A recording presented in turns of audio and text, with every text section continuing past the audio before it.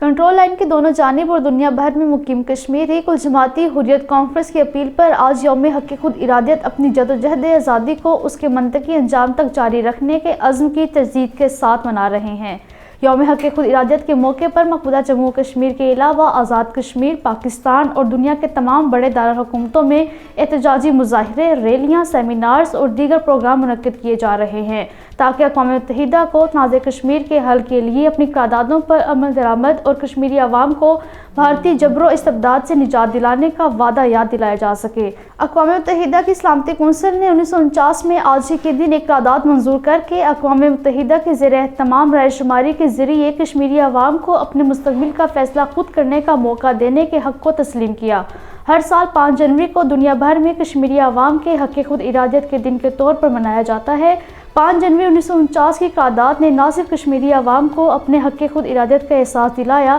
بلکہ یہی قرارداد اہل کشمیر کی جدوجہد آزادی کو بنیاد فراہم کرتی ہے۔ بھارت کا کشمیری عوام کے مطالبہ حق خود ارادیت سے انکار اقوام متحدہ کے چارٹر کی صریحاً خلاف ورزی اور جمہوری دعووں کے برعکس ہے۔ مودی حکومت کی جانب سے 5 اگست 2019 کی غیر قانونی یک طرفہ کارروائیوں نے بھی بھارت کو ایک قابض قوت ثابت کیا ہے۔ اہل کشمیر بھارتی قبضے کو مسترد اور اپنا حق خود ارادیت حاصل کرنے کے لیے پرعزم ہیں۔ اہل پاکستان حکومت اور تمام ادارے بھارتی قبضے کے خاتمے کے لیے برسر جدوجہد اپنے کشمیری بھائیوں کے ساتھ کھڑے ہیں۔ صدر پاکستان ڈاکٹر عارف علوی، وزیر اعظم میاں محمد شہباز شریف، وزیر اعظم آزاد جموں کشمیر سردار تنویر الیاس خان اور وزیر اعظم پاکستان کے مشیر قمر زمان کائرہ نے حق خود ارادیت کی منصفانہ جدوجہد میں کشمیری عوام کی سیاسی، سفارتی اور اخلاقی حمایت جاری رکھنے کے پاکستان کے عزم کا اعادہ کیا ہے۔ تحریک کشمیر برطانیہ کے زیر اہتمام آج برطانیہ کے مختلف شہروں میں یوم حق خود ارادیت کشمیر منایا جا رہا ہے۔ اس موقع پر فہیم کیانی نے کہا ہے کہ اقوام متحدہ نے